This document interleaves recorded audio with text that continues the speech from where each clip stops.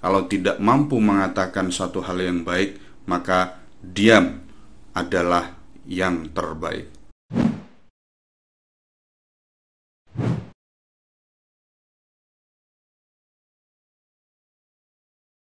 Assalamualaikum warahmatullahi wabarakatuh.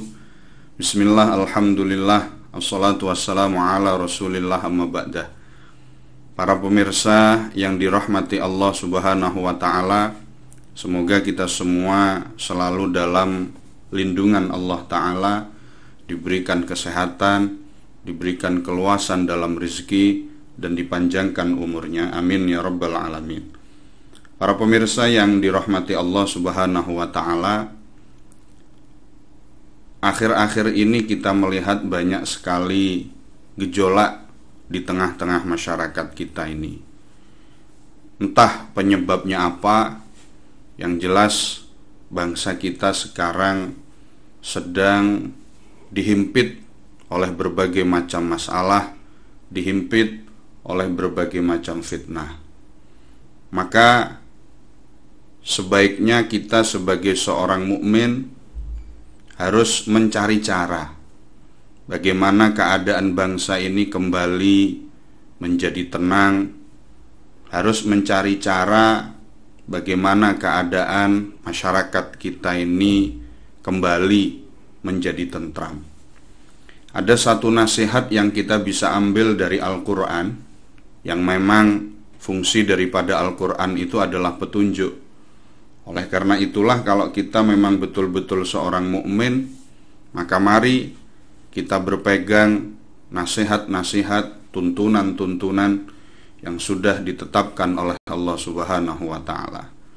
Kita ambil misalkan dari satu ayat yang ada di dalam surah Al-Furqan, yakni ayat ke-63. Allah subhanahu wa ta'ala berfirman, A'udzu billahi minasyaitonir rajim. Wa ibadur rahmanil ladzina yamshuna 'alal ardi hauna wa idza khatabahumul jahiluna qalu salama. Shadaqallahul azim. Allah subhanahu wa ta'ala berfirman dalam hal membentuk manusia-manusia, hamba-hamba Allah yang rahman, atau bisa kita katakan bagaimana cara menjadi manusia ideal menurut Al-Quran. Ini ayatnya cocok untuk saat ini. Bagaimana menjadi manusia yang ideal menurut Al-Quran adalah alladzina yamshuna 'alal ardi haunan. Yang pertama, manusia-manusia ideal menurut Al-Quran adalah manusia yang berjalan di atas bumi dengan penuh kerendahan hati, dengan membawa peace, dengan membawa kedamaian, dengan membawa kemanfaatan, dengan membawa kebaikan, dengan membawa kesejahteraan. Ini merupakan cita-cita luhur yang 1500 tahun yang lalu sudah dijadikan sebagai ketetapan oleh Allah subhanahu wa ta'ala melalui Nabi kita Muhammad sallallahu alaihi wasallam, dan dicontohkan oleh beliau sendiri bagaimana beliau hidup dengan penuh kesederhanaan, dengan penuh kerendah hatian. Tidak semua hukum syariat ini kemudian muncul dari Rasulullah. Penetapannya iya dari Rasulullah, tetapi tidak kemudian semua muncul. Contoh misalkan teks azan yang kemarin sempat kita bahas dengan Bapak Kiai Haji Dr. Arif Hasanul Muna. Beliau menjelaskan bahwa teks azan tidak muncul dari Rasulullah, tetapi kemudian ditetapkan oleh Rasulullah. Ini menunjukkan bahwa Rasulullah bukan orang yang arogansi, bukan orang yang angkuh, bukan orang yang semua hukum harus dari saya, tidak. Tetapi ternyata Allah memberikan ilham kepada salah seorang sahabat beliau, yakni Abdullah bin Zaid itu, yang kemudian teks adzan itu ditetapkan oleh beliau dan sampai sekarang.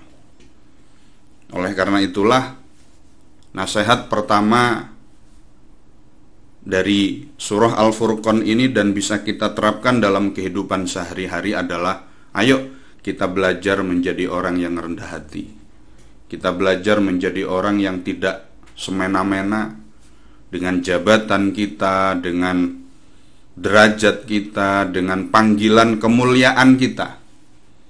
Kadang-kadang kita ini menjadi gelap mata, gelap hati ketika kita dipanggil dengan sebutan-sebutan yang dimuliakan oleh masyarakat kita, misalkan kiai, disebut kiai kemudian menjadi sombong, menjadi angkuh, disebut ulama kemudian menjadi sombong, menjadi angkuh. Ini sudah di luar dari apa yang ditetapkan oleh Allah Subhanahu wa taala di dalam surah Al-Furqan ayat 63. Sebab beliau mengarahkan kita, Allah Ta'ala menginginkan kita menjadi orang yang rendah hati. Yang kedua, ibadur rahman, hamba-hamba ideal, hamba-hambanya Allah yang memang betul dikehendaki oleh beliau adalah wa idza khatabahumul jahiluna qalu salama. Ketika bertemu dengan seseorang yang kemudian orang itu mengatakan hal-hal yang tidak benar tentang diri kita. Jahilun itu oleh sebagian ulama tidak hanya dikategorikan atau diartikan sebagai orang yang bodoh, tetapi jahilun juga diartikan sebagai orang yang lepas kontrol. Karena orang kalau sudah emosi, maka tingkat kesadarannya itu jauh lebih sedikit. Oleh karena itulah, jahilun di sini tidak hanya dimaknani orang-orang bodoh saja, tetapi juga bisa diartikan sebagai orang yang kehilangan akal normalnya. Maka ketika kita bertemu dengan orang-orang yang seperti ini, dan kemudian orang-orang itu mengatakan apapun tentang kita, tentang keburukan kita, orang itu memfitnah kita seperti apapun bentuknya, maka Al-Quran memberikan tuntunan qalu salama. Kita harus memberikan respon yang positif, kita harus memberikan respon yang baik, kita harus memberikan respon yang mendidik. Saya teringat obrolan saya beberapa hampir 1 bulan yang lalu dengan Bapak Kiai Haji Hasan Suaidi, Mbah Kiai Haji Ihsan Jampes Kediri, ketika beliau dikritik oleh para ulama yang hidup di zaman beliau, karena beliau ini adalah ahli rokok. Suatu saat beliau dikritik oleh para ulama yang pada waktu itu hidup sezaman dengan beliau, mungkin di Kediri, dikatakan bahwa, wahai kiai, engkau adalah sosok seorang ulama, tetapi kenapa engkau cinta dengan rokok, padahal rokok ini adalah satu hal yang tidak baik, baik secara jasmani atau secara rohani, baik secara syar'i. Maka kritikan-kritikan ini kemudian beliau jawab dengan cerdas. Kritikan-kritikan ini beliau jawab bukan dengan membuka aib orang yang mengkritik, tetapi dengan membuat karya ilmiah, yakni muncul sebuah kitab Irsyadul Ikhwan fi Bayani Ahkami Syurbil Qahwati wad Dukhan. Nah, realitas sejarah seperti Mbah Kiai Haji Ihsan Jampes ini seharusnya menjadi inspirasi bagi kita. Ketika kita dikritik oleh orang, di mana orang itu tidak tahu bagaimana keadaan kita, atau apapun yang dikatakan oleh orang tentang kita, maka respon kita harus cerdas, respon kita harus baik, bukan dengan cara mencari aib, orang yang memfitnah kita, kemudian kita melempar fitnah yang lain, ini tentu di luar daripada tuntunan Nabi Agung Muhammad SAW dan di luar daripada tuntunan Al-Quranul Karim. Ayo kita belajar menjadi manusia yang rendah hati. Ayo kita belajar menjaga mulut. Kul khairan aw liyasmut. Katakanlah yang baik. Kalau tidak mampu mengatakan suatu hal yang baik, maka diam adalah yang terbaik. Terima kasih.